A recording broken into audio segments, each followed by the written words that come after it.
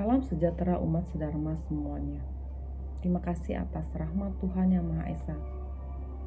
Belas kasih dari Buddha Maitreya, kebesaran dari Dwi Mahaguru Agung Sucun dan Sumu, lindungan dari ketiga yang Arya sesepuh di Nirwana, bimbingan dan dukungan dari para sesepuh dan pandita. Pada kesempatan ini, Hoshie mendapatkan kesempatan meningkat jodoh yang baik bersama dengan umat sedharma semuanya. Dharma kali ini, Hoshie akan bahas mengenai Lunyi, Xue Er Bian Di 9章.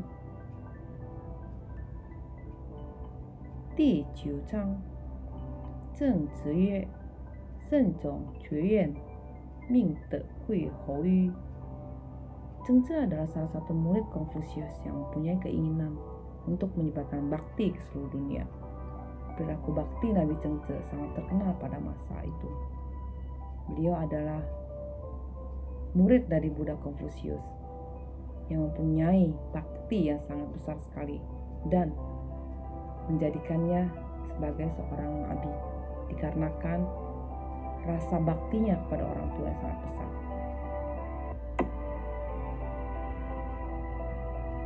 Di sini Hoshie akan menjelaskan apa yang tertulis dari bab ke-9 ini. Zhengzhi mengatakan, Shen zhong jue yuan, ming de hui hou yu.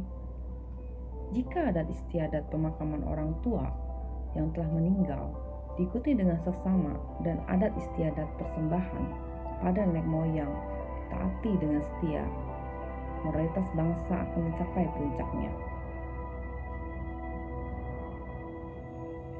Seperti yang kita ketahui, kita sebagai manusia terdiri dari badan dan roh. Badan yang kita miliki adalah pemberian orang tua kita. Bunda mengandung kita selama 9 bulan. Setelah bayinya lahir, harus menyusui dan menyuapinya selama 3 tahun lamanya. Kita bisa membayangkan berapa banyak penderitaan yang harus diterima seorang ibu selama 3 tahun tersebut, dari mengandung hingga anaknya bisa berjalan selama 3 tahun lamanya. Ayah bunda memelihara anaknya dengan susah payah, selalu khawatir anaknya kalau kelaparan dan kedinginan. Dengan tekun mengajarkan kata demi kata, menuntun kita hingga berjalan.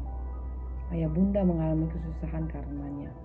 Oleh sebab itu, jasa orang tua kita sangatlah besar sekali. Apabila orang tua kita sudah berpulang, maka kita sebagai anak harus melakukan pemakamannya dengan seksama, mengenangi apabila telah lama meninggal, dengan menyembayangi dan memberikan persembahan sesuai adat istiadat.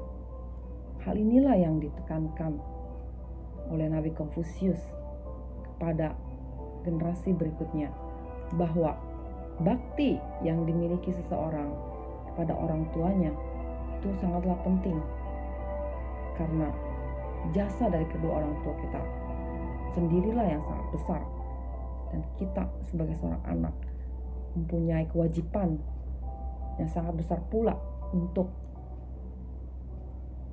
berbakti kepada mereka.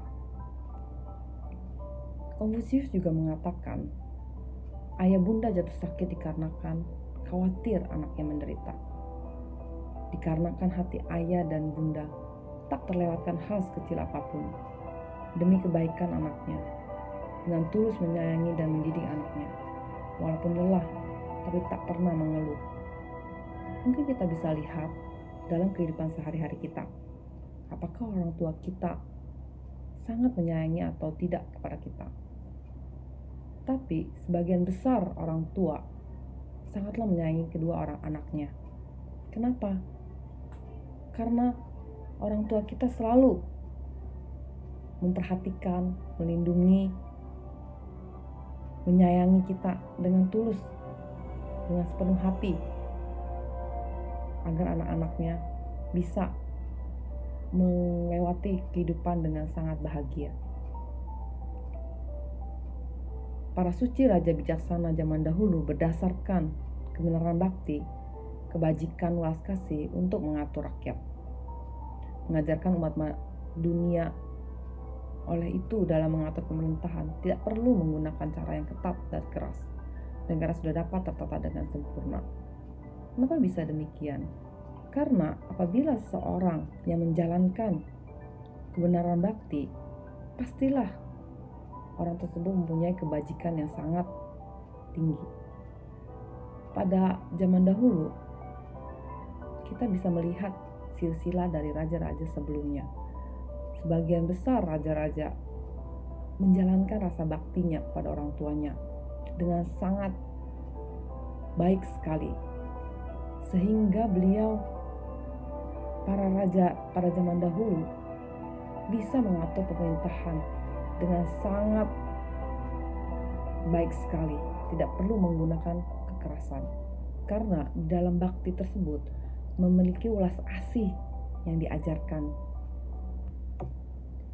Nabi Chengce juga menuliskan sebuah kitab bakti berdasarkan kehendak dari Nabi Konfusius dan menekankan pentingnya bakti kepada orang tua kita. Buku ini sangatlah terkenal sekali.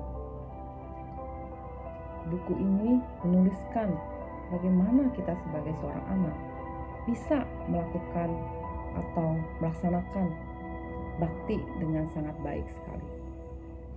Apabila meninjau ajaran dahulu, apabila orang tua kita meninggal, kita sebagai anak harus berkabung selama 9 tahun lamanya. Dan ini adalah bakti yang harus dijalankan seorang anak dengan seksama. Nabi Chengce juga mengatakan, badan, raga, tangan, kaki, rambut, dan kulit didapatkan atau diterima dari ayah dan ibu. Tak berani merusak dan melukainya adalah awal permulaan dari sikap bakti. Seperti kita ketahui, Nabi Chengce pada saat ingin berpulang atau parinibbana, beliau menanyakan kepada murid-muridnya, cobalah cek badan saya ini, apakah ada yang tertinggal atau terluka sedikit pun karenanya. Mengapa beliau mengatakan hal ini? Karena beliau sangat menghargai kedua orang tuanya. Beliau mengatakan bahwa badan raga saya ini diberikan oleh orang tua saya. Jadi saya tidak berani untuk merusaknya. Saya harus menjaganya dengan sebaik mungkin. Sehingga pada saat berpulang pun beliau masih menjaga badan jasmani pemberian orang tuanya. Ini adalah cerita yang sangat terkenal yang dituliskan mengenai Nabi Chengce. Dalam kitab suci dikatakan, apabila kita ingin melakukan kebajikan, terlebih dahulu kita harus melaksanakan bakti. Karena bakti adalah urutan pertama dari perbuatan baik atau kebajikan. Oleh sebab itu, semua tindakan kebajikan tak lain adalah bakti pada orang tua kita. Bakti merupakan pokok utama menegakkan diri dan sumber inspirasi utama dalam menghadapi segala hal dengan bijaksana. Kita bisa melihat apakah seseorang memiliki bakti atau tidak. Apakah orang tersebut merealisasikan baktinya kepada orang tuanya. Itu dari seseorang tersebut menyelesaikan suatu masalah. Bagaimana beliau menyelesaikan masalah? Apakah dengan bijaksana atau dengan cara lainnya? Jadi kita bisa menilai seseorang dengan tindakannya. Dalam kitab suci juga dikatakan, apabila kita ingin melakukan kebajikan, terlebih dahulu kita harus melaksanakan bakti. Nah, bakti adalah urutan pertama dari perbuatan baik atau kebajikan. Oleh sebab itu, semua tindakan kebajikan tak lain adalah bakti kepada orang tua kita. Bakti merupakan pokok utama menegakkan diri dan sumber inspirasi utama dalam menghadapi segala hal dengan bijaksana. Cara anak berbakti pada orang tuanya berbeda-beda. Berbakti tingkat biasa tingkat menengah, tingkat atas, dan tingkat luar biasa. Yang dimaksud bakti tingkat biasa ialah mencukupi kebutuhan hidup orang tua. Yang disebut bakti tingkat menengah ialah selain menghidupi orang tua, juga menghormati keinginannya supaya hati orang tua bahagia. Kita bisa melihat di dalam kehidupan sehari-hari kita. Apakah kita hanya menghidupi kebutuhan orang tua kita, atau kita juga menghormati keinginannya? Apa yang diinginkannya, apa yang dicita-citakan orang tua kita? Apakah kebahagiaan orang tua kita itu? Apakah kita memahaminya dengan sedetail mungkin, atau kita hanya sebatas mencukupi kebutuhan hidup orang tua kita? Jadi kita bisa melihat bakti kita atau bakti yang kita realisasikan pada orang tua kita ada di tingkatan mana. Sedangkan bakti tingkat atas adalah ditambah memberikan nasihat kepada orang tua, mendukung perbuatan kebaikan, mencegah perbuatan yang salah, supaya orang tua kita mendapatkan kebajikan yang luhur. Contohnya seperti apabila orang tua kita mempunyai pandangan atau pemikiran yang salah, kita harus meluruskannya bahwa ini adalah tidak benar dan ini adalah yang benar. Lalu mendukung atau mengajak orang tua kita melakukan banyak-banyak kebaikan. Mungkin saja orang tua kita tidak memahami atau belajar mengenai banyak hal mengenai kebaikan atau kebajikan. Kita bisa memberitahunya bahwa ini loh perbuatan kebajikan. Lalu kita juga mempunyai kewajiban sebagai seorang anak untuk mencegah perbuatan yang salah. Apabila orang tua kita mempunyai pemikiran atau tindakan yang salah yang akan diperbuatnya, maka kita sebagai seorang anak mempunyai hak atau kewajiban untuk mencegahnya. Karena kenapa?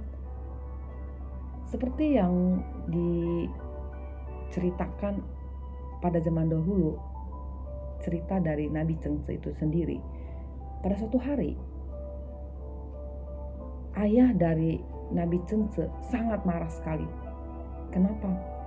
Karena Nabi Chengce mencangkul atau menggarap tanah sawahnya dengan salah, sehingga ayahnya sangat marah sekali. Beliau memukul Nabi Chengce dengan sebatang kayu. Setelah melakukan hal ini, ayahnya, Nabi Chengce merasa, wah, dia itu sudah melakukan bakti. Dan dia menceritakan hal ini kepada Nabi Konfusius. Lalu Nabi Konfusius mengatakan bahwa apa yang telah kamu lakukan adalah salah. Mengapa kamu membiarkan orang tua kamu memukuli kamu dengan sebatang kayu? Lalu Nabi Chengce mengatakan bahwa, bukankah seorang anak apabila salah harus melakukan hal yang demikian? Nabi Konfusius mengatakan bahwa itu adalah tidak benar. Apabila orang tua kamu memukul kamu hingga meninggal, kemudian orang tua kamu masuk penjara dikarenakannya, maka dosa yang paling besar adalah kamu sebagai seorang anak. Mengapa membiarkan orang tua kamu memukuli kamu, melakukan tindakan yang salah, sehingga beliau dipenjara?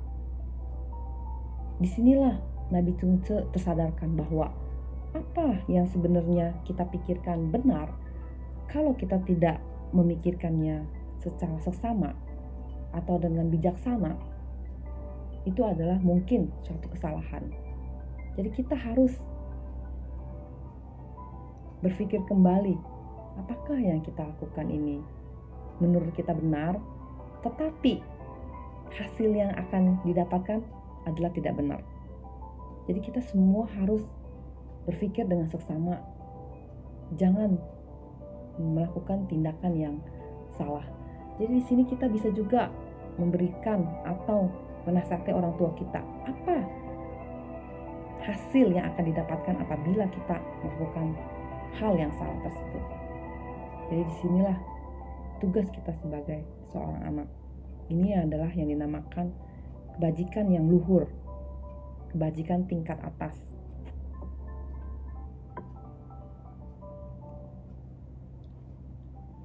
Sedangkan berbakti tingkat luar biasa yaitu selalu mengenang dan membalas budi jasa orang tua.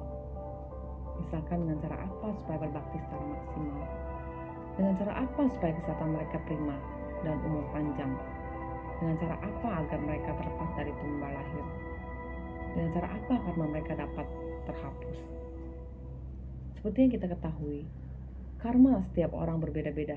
Bahkan hubungan antara orang tua dan anak sekalipun tidak bisa memiliki karma yang sama. Karena tindakan dan perbuatan yang dilakukan setiap orang berbeda-beda dan menghasilkan karma yang berbeda-beda pula. Jadi di sini kita bisa melakukan hal yang terbaik untuk merealisasikan bakti, yaitu dengan cara melakukan banyak sekali kebaikan. Contohnya, selalu disiplin terhadap diri sendiri, selalu melakukan kebajikan, selalu mempunyai atau belajar mengenai apa yang dinamakan dengan welas asih, mempunyai rasa sopan santun, mempunyai rasa setia, dan banyak sekali perbuatan baik lainnya. Karena dengan perbuatan baik kita ini, kita bisa mempunyai jasa pahala yang kita dapatkan. Dan jasa pahala inilah yang bisa kita berikan kepada kedua orang tua kita. Dengan memberikan jasa pahala ini, itu merupakan ungkapan rasa terima kasih kita kepada orang tua kita. Dengan cara inilah mereka bisa mendapatkan kesempatan untuk terbebas dari tumba lahir, mempunyai kesempatan menghapus karma-karma mereka. Seperti yang dikatakan oleh para pendahulu, apabila seorang anak melakukan pembinaan diri dan mencapai kesempurnaan dikarenakan pembinaan dirinya, maka 7 leluhur dan 9 generasi akan mendapatkan pancarannya dan mendapatkan tempat terbaik di sisinya, di sisi Tuhan Yang Maha Esa. Orang suci juga mengatakan 5 jenis hukuman terbagi menjadi 3.000 macam pelaksanaannya. Tetapi hukuman yang paling berat ialah dosa karena tidak berbakti kepada orang tua.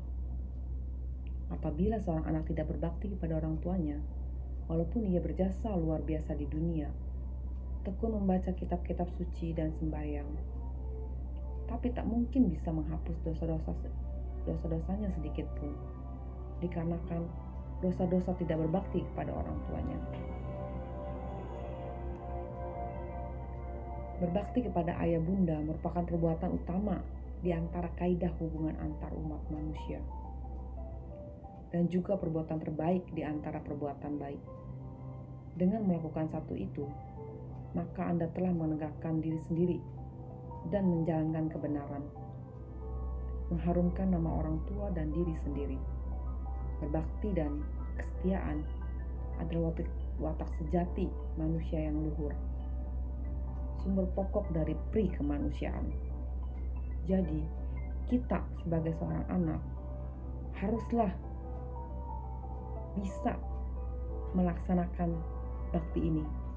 Karena bakti ini, bakti yang kita jalankan kepada orang tua kita, bakti yang kita realisasikan kepada orang tua kita, bisa menjadikan kita menjadi orang yang sukses, menjadi orang yang seutuhnya, menjadi orang yang mempunyai budi luhur, mempunyai orang yang melakukan pembinaan yang sangat baik. Karena apa? Karena memulai pembinaan diri pada dasarnya adalah merealisasikan bakti kita kepada orang tua kita. Inilah yang dinamakan perbuatan kebajikan.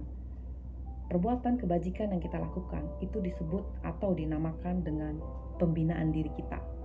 Bagaimana kita bisa mengkontrol diri kita dari hal-hal yang buruk dan melaksanakan kebaikan, melaksanakan apa yang dikatakan oleh orang-orang suci mengenai kebaikan, menjadi orang yang bijaksana. Semoga Dharma ini bisa bermanfaat untuk kita semua. Bila ada perkataan yang salah, mohon pengampunan dari Tuhan Yang Maha Esa. Bimbingan dari Pandita. Semoga Tuhan selalu memberkati kita semua. Semoga semua makhluk berbahagia. Semoga semua apa yang kita alami di tahun ini bisa cepat berlalu. Semoga kita selalu dalam perlindungannya, aman, tentram, dan bahagia. Terima kasih.